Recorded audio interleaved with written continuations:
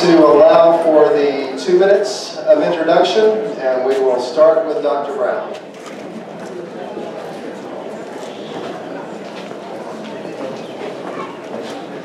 Friends, the federal government is just totally too big, too burdensome, and too intrusive. It's totally out of control. And both parties are guilty of building this government that is out of control. It's spending too much, taxing too much, regulating too much, borrowing too much, sticking its nose in our business too much, and that must stop. In fact, that's what I've been doing in Congress. I've been there for about 6.5 years now. There are 4 questions I ask about all legislation. The first one is it constitutional according to the original intent? The second one, is it right? Does it fit the Judeo-Christian biblical principles that our nation was founded by? The third, do we need it? Fourth, can we afford it? If all 4 yes, I vote yes. If one's no, I voted no. And I'll pledge to you I'll do that as your U.S. Senator. Now, if we were operating constitutionally, members of Congress would be in a different situation than they are today. I'm a medical doctor. I'd be practicing medicine here in Georgia. Go into Washington every now and then to make sure we have a strong national defense. To make sure that our foreign policy is in the best interest of this nation. To make sure that we have secure borders on the north and south borders. And voting on only those 18 enumerated powers in Article 1, Section 8. All these other candidates talk about what they will do, but you can know where I'm going as your senator because you can see where I've been as a congressman. National defense should be the major function of the federal government. I'm in the military today. I'm in the Navy Reserve. And I was actually deployed to Afghanistan. We're not taking care of our troops. We've got to stop this out of control spending. And let me give you a couple that I'd like to stop. I want to shut down the Department of Education and get rid of the Common Core. Dr. Brown, thank you very much. Your time is up. More to come. Art Gardner. Well, thank you. My name is Art Gardner, and many of you don't know me, so let me tell you a little bit about myself.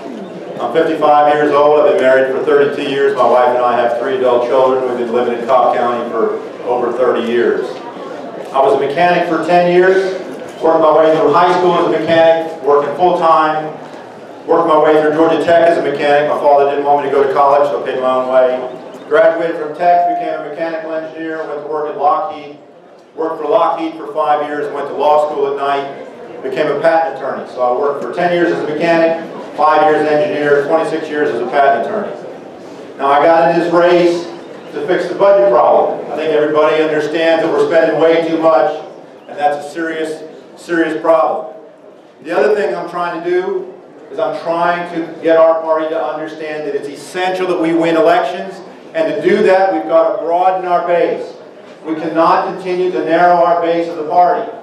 To do that, we have got to find a way to get off of the hard right social issues. That is not the right focus.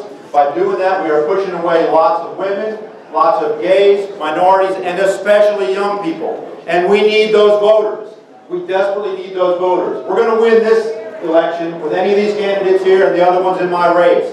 But the demographic numbers are changing. And if we don't change as a party, we're going to lose. So I am urging us to, let's focus on the finances, the proper governance. Let's stop focusing on the hard right social issues because it's going to destroy our party. And we are the party that will preserve this country. If the Democrats win, if the Democrat agenda is successful, they're going to push us farther and farther to the left, and things are going to fall apart. We've got to win elections, and we need to change our direction on social issues. Now, the third thing that I'm out to do is actually lower your cost of health care. I've got a proposal for how to change the patent law, something I know something about, to lower your cost of medicine in a dramatic way. Thank you very much. With your help, we can do that. Thank you. Thank you for your time.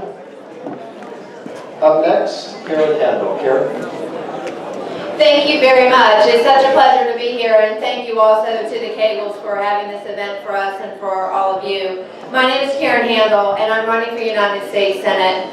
On May 20th, we have 2 very important considerations. First, who will be an effective conservative fighter in the United States Senate for you? And number 2, who's the strongest candidate to beat Michelle Nunn. I have a track record of actually putting conservative principles into practice. At the Fulton County Commission, where I was against the odds with Democrats controlling that commission, but I was able to get budgets passed without tax increases. I took on a corrupt sheriff. As Secretary of State, I cut the budget by 20% and implemented photo ID. We need to have that kind of a track record, an individual who's going to have the guts and the resolve to do what we need to do, to cut spending, to end Obamacare, to finally move to a balanced budget, to deal with the regulatory climate, to deal with our tax code, which has gotten so overburdensome and is actually crushing jobs every single day.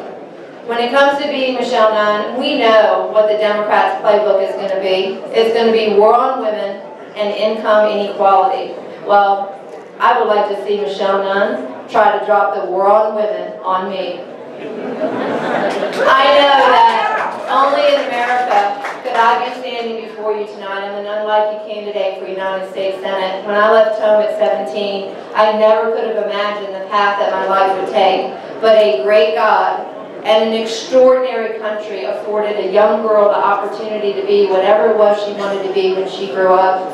Ronald Reagan told this country our best days were ahead, and he spoke to me as a young girl trying to make it on her own. I'm running for United States Senate because I want America's best days to still be ahead. I ask for your vote, but I'm going to work hard to earn it. Thank you, and God bless you. Well,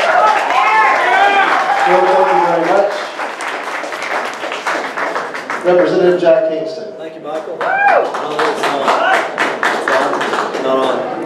Is it on? So the clock doesn't start till it goes. Okay. Got to ask y'all a question here tonight. How many of you think America needs conservative solutions? Raise your hand.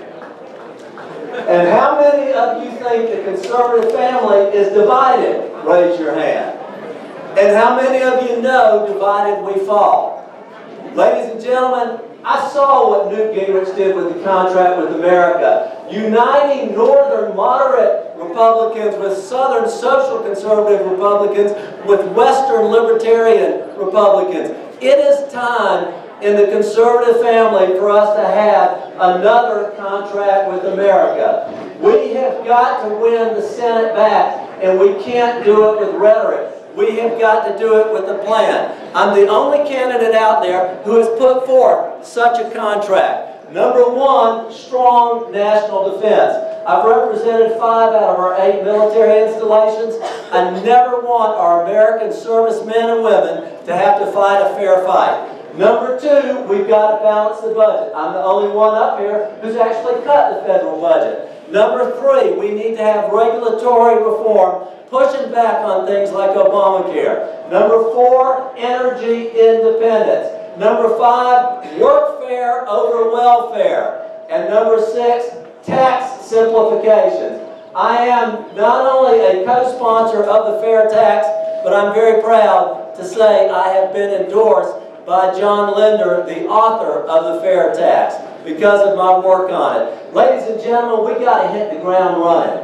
We need a candidate who can raise money, a candidate who has a plan, a candidate who has an organization, and a candidate who has statewide appeal, who comes from an area that's not an overwhelming Republican area, and yet I have a 96% voting record with the American Conservative Union, and National Journal has said thank you very much for the time at this point. Thank you. I'd like to say thank you again to each of our candidates. We do have a couple of questions that have been submitted, and Dr. Brown, we'll start with you. The question is for all of the candidates. Georgia senators voted to secretly subsidize payments for crop insurance to the richest farmers. The questioner asked, do you think subsidy payments should be hidden from taxpayers? Dr. Brown.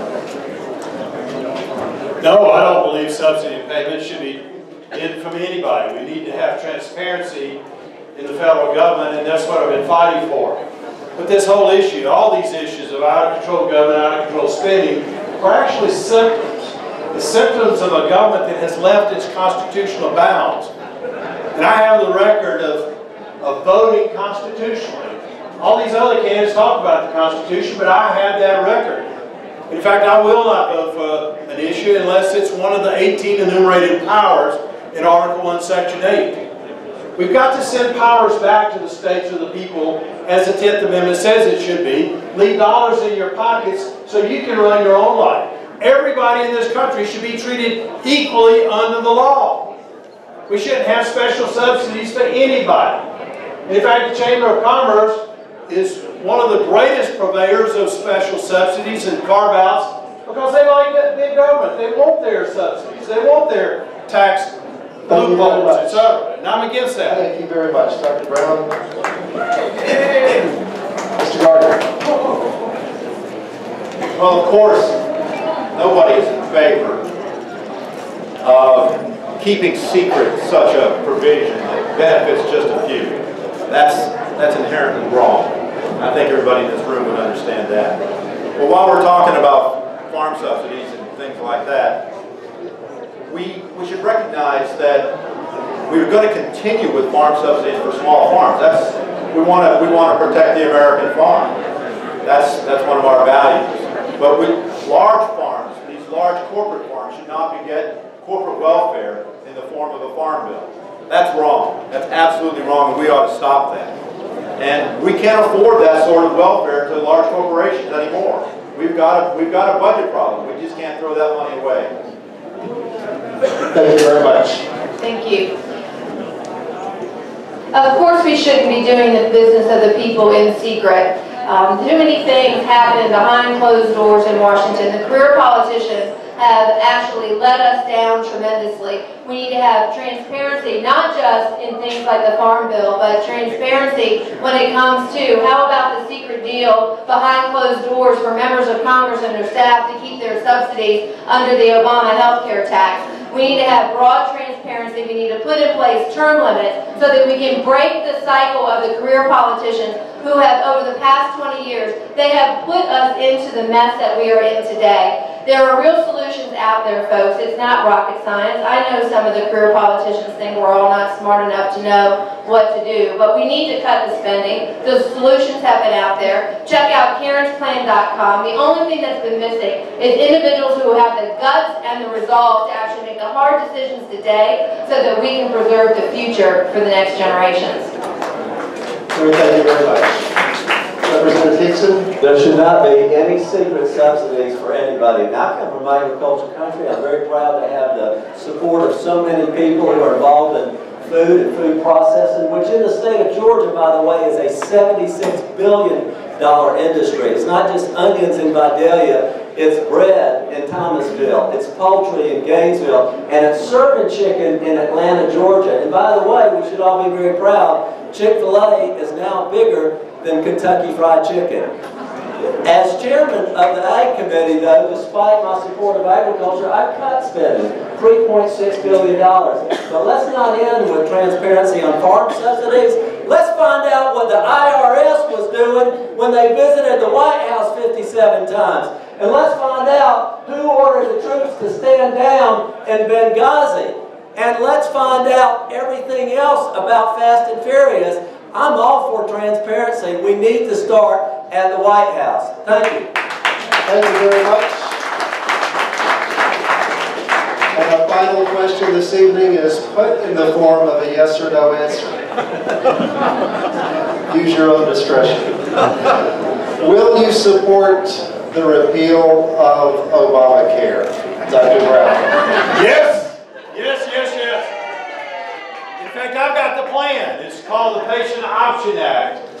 In fact, I've got a lot of legislative plans. I've got the strongest balanced budget amendment to the Constitution. My jobs bill would bring millions of new jobs back here in America and stimulate the economy like you couldn't believe. But my Patient Option Act has been endorsed by the Association of American Physicians and Surgeons. It's also been endorsed by Freedom Works. It does some very innovative things. For instance, it moves money out of the hands of the bureaucrats and the politicians in Washington and puts it here in Georgia where we can take care of everybody who needs health care. It is the best plan. It's the only Republican plan that totally keeps the federal bureaucrat from making health care decisions for you and your family. That's the reason those two groups, a group of conservative private practice physicians, have endorsed it. Again, all the people talk about what they will do. I've been doing it. And so vote for Paul Brown for U.S. Senate. Put this country back on the right course. Mr. Gardner. Thank you. Yes, of course I would vote to repeal Obamacare. And it's going to fail on its own if we don't repeal it anyway. The system is doomed to go down. The question is, what do we do after that?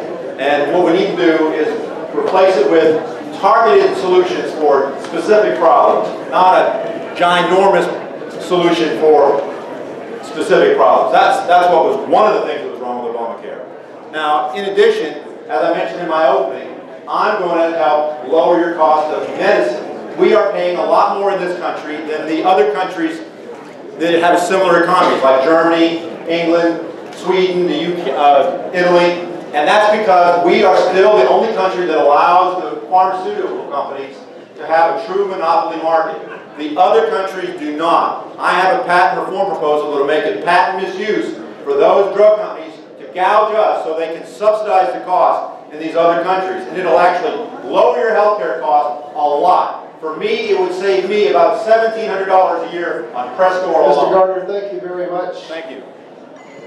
Karen. We need 100% repeal of the Obama health care tax. You notice I call it the tax. I don't like to use the word care because there's absolutely nothing caring about an $800 billion tax that is sending premiums skyrocketing and forcing people to have to choose new caregivers even if they're in the middle of fighting cancer.